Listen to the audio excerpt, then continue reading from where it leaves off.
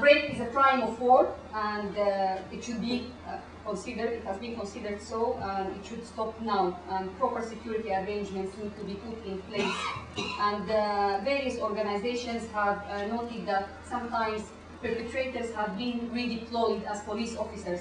This should stop really, this practice.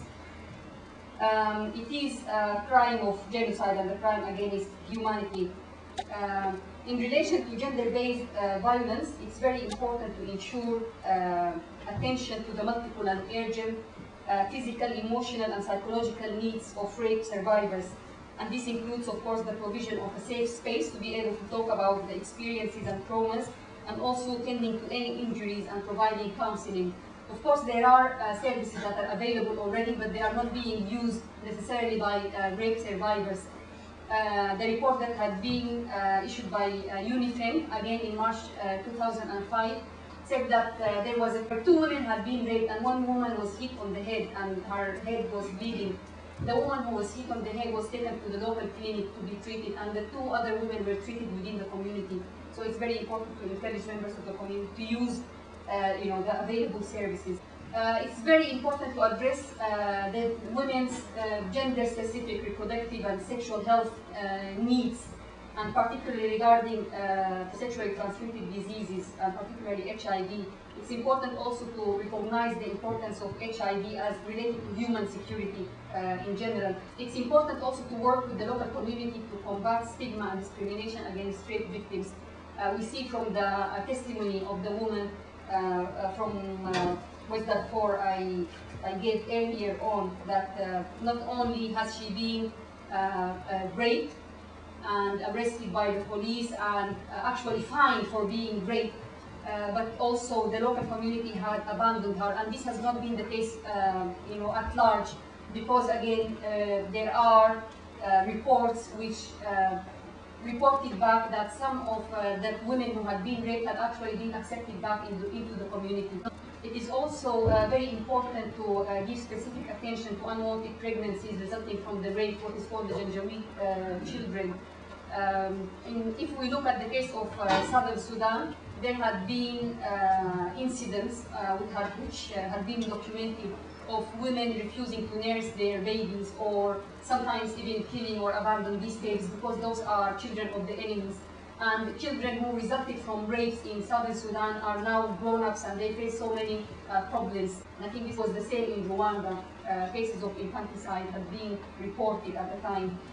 Now, going to the political level, I think it's very important that we integrate a gender perspective into our analysis of the root causes of the conflict, or any political solutions to any other conflict in Sudan as well.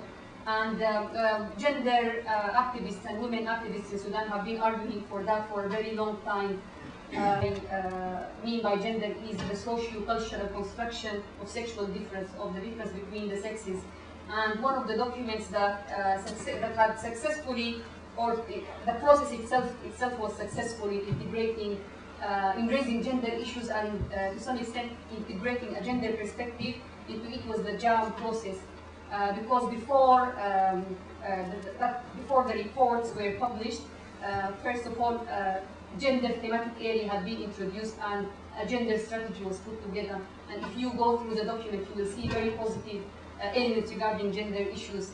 Of course, except for the recurrence of the word women and children together. That's one of the negatives. Again, sometimes when gender activists raise the issue of gender perspective, people would say that, oh, we are talking about people being raped and women being raped and killed, and why focus on this issue? Talking about gender is about women being raped and women being and people being killed. It's about looking at all the major political questions from a gender perspective. Like when we address issues of redistribution of power and wealth, we should see how it affects both women and men in different ways. It is also important not to look at women in Darfur as victims. As I said earlier, women in Darfur had played very important roles previously. So it's important to look at women as agents of change and to ensure their full participation in the Darfur peace process. in compliance with the Security Council 1325. This is a resolution that was passed in the year 2000, and many organizations, including women's groups, like Sudanese Women's Voice for Peace, and as well as Sudanese activists, had been involved in bringing that resolution about, so we might as well use it. It is about women's participation in peace negotiations from the village level up to the UN level. And again, that is a recommendation from the Oslo Women's Conference. Sometimes people say that we can't involve women in peace negotiations when they don't know how to read and write, and this is not the problem of women. Women need to be trained from literacy up to conflict resolution skills, leadership skills, personal development, and so on. I think this is a very important point. And it's important also to ensure that women at the grassroots level, women at all levels, are empowered to take an active part. There is a lot that is being done by various human rights organizations, development organizations, international NGOs in collaboration with some of the local groups. But it's very important to properly build the capacity of women's local and national organizations, as well as women's active groups in exile, for women's groups to be, and women to be able to contribute to resolving the conflict in Darfur, and also to rehabilitate the areas that have been affected by the conflict. It's also important to look at the negative roles that women play, like at Hakamat. They cheer, the Janjaweed, and there is some training that has been provided to the Hakamat by the University of Niala, which is positive. And we should also take into consideration the fact that there are women who are suffering in other parts of Sudan, like Eastern Sudan, and this is a disaster in waiting as well, as Mr. Suleiman Bilal is going to inform us. It's important that women from the political north, I don't say the north, but the political north, make it very clear where we stand in relation to the gender-based violence in Darfur. In 1998, I was interviewing sisters in southern Sudanese women's organizations and looking at possibilities of us working together as Sudanese women. And one of the women said, I'm going to say that lengthy quote, and then I have got just 3 points to raise and I will conclude. Okay. And Pauline Riak said to me, it is unfortunate that we have not had greater contact with Sudanese women in the north.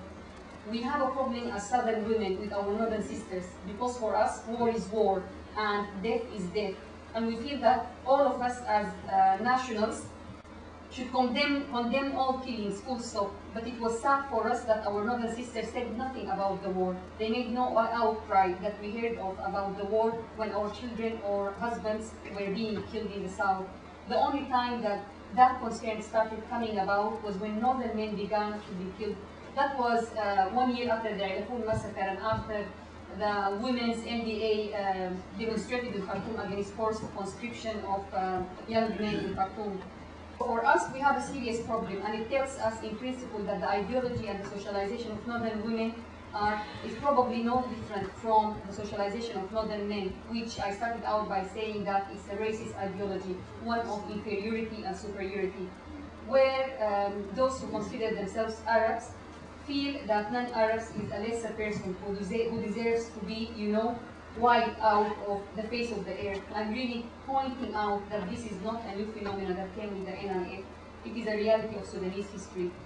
We should not let women in Darfur feel in the same way. And of course, some of the northern Sudanese women have been involved in, and the Sudanese peace movement had been involved and vocal against the war in Khartoum even before this government came to power. But people need to have a louder voice. Really, in short, what we need to do is to stigmatize and challenge the mentality of the exclusion of the other, and particularly challenge racism and sexism in Sudan. And it's important for us to look at the cultural, legal, and social discourses, documents, and so on, that have been used to construct the boundaries of Sudan as an imagined nation, and the boundaries between different tribes and nations in Sudan. And the way women have often been used as markers of these boundaries. Paul had raised earlier the issue of intermarriage between tribes. This is what it's about, really, and it does relate to conflict issues. And as such, I believe that transforming the status of women in Sudan will be part and parcel of the process of peace building and ensuring a lasting peace in Sudan. Thank you.